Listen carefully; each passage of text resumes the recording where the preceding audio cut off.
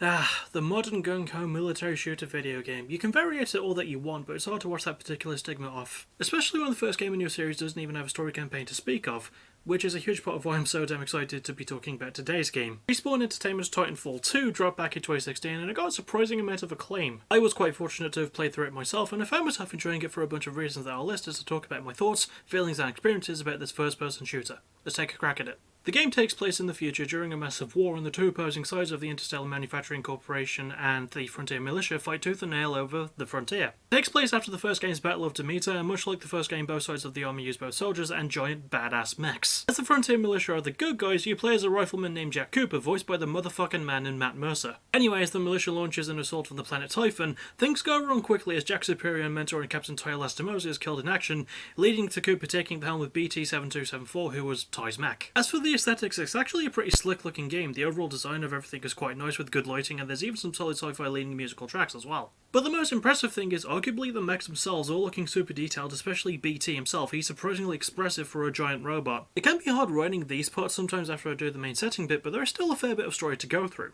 So you play as militia rifleman Jack Cooper, an aspiring Titan pilot who trains into Captain Ty Lastimosa. But when they go after the IMC on planet Typhon, Jack suddenly finds himself having to learn how to be a pilot, and pretty damn quickly too. As Ty is dying in a surprisingly emotional scene, he gives control of his Titan mech BT over to Jack with his last breaths. BT explains what Ty's mission was to Jack, which was to meet with Major Eli Anderson at an IMC laboratory. A mission which would be made easier if not for the IMC's apex predators, a mercenary group in the IMC led by the batshit mental Kuben Blisk. As our two heroes go along on their journey, they find out the IMC's plan for something called a fold weapon, which is a planet-busting, time-shifting thing. With a new mission in mind of stopping the world from ending, you know, a bit more important than that, they go through hardships, wars, and a lot of pain and loss, which eventually leads to a saddeningly bittersweet ending after a sacrifice has to be made. There's a lot of characters in the game, most of which are villains, and you know what? They do a good job. Kuben Blisk is a pretty consistent mad mercenary archetype, really more concerned with getting paid at the end of the day, and his superior General Martyr even has nice moments.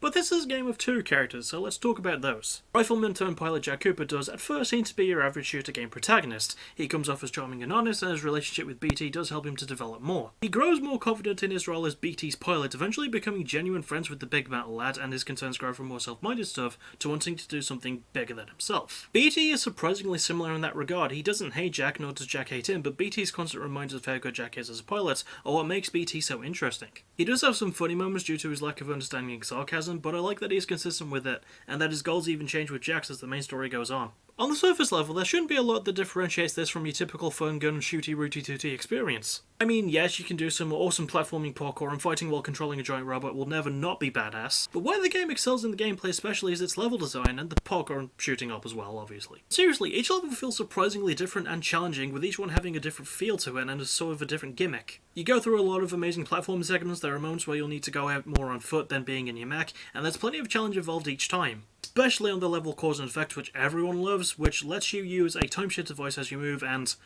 it is so beautiful and so satisfying if you can get it right. Honestly, the whole game is a feast for the eyes in that regard, and despite most levels having a boss with their own mechs at the end, it's not repeated or recycled as they're all unique characters with different playing styles. Even BT can have different weapon types to fit your playing style while you drive him, which really adds a nice layer to the gameplay. What I'm about to say about Titanfall 2 is a common sentiment that I shared with most others who have played it. Who gave it the right to be so damn good? It's streamlined, it's got a pretty simple seeming gameplay loop, and it has generic seeming characters, right? Well, that is definitely the case on the surface, but let's try and look deeper. The game appears fairly simple, and considering it's prequel, yeah, that is fair to say. But the game has a surprising depth to pretty much all of its areas. The characters feel realised and fleshed out enough, the dynamic between Cooper and BT is fantastic, the level design is damn right genius, and it all adds up to a fun loop with a very good story at its heart. Obviously, while all of that helps, it's the smaller touches that boost it in good ways too. The graphics, enemy mech designs, and weapon variety are all really nice, and the level design is smooth as butter. And dang it, I can't just pick one voice acting MVP between Matt Mercer as Cooper and Glenn Steinbaum as BT. You can't make me choose, they're both so good, so it's a tie. I am giving this game the overall score of 8.5 out of 10. Honestly, the only real complaint that I can make about it is that it's a bit short, but dang it, there is a sense of catharsis when you beat each boss. It keeps a good balance of where you spend time, and it's also a darn nice bit of fun. It may seem so simple and so much like your garden variety shooter on the surface, but there is so much more to this than you'd be led to believe. Anyway, that'll about it for this game review. I hope you really enjoyed it, because I really had fun talking about this one. I think the next game I review might be Remnant from the Ashes, so look forward to that whenever I can be bothered to get that written. As for what's next for me in the immediate future, probably a top 10 list at some point this week, probably the one I really want to do. And oh, also starting tonight and from tonight till Friday, I'll be streaming once a night because it's the Golden Path tournament. It's starting tonight, and I'm so damn excited. And yeah, I'll see you all for that. That's really all I have left to say. Yeah, that'll be it. Sorry, I keep looking at my screen, my TV screen. Yeah, it's fine.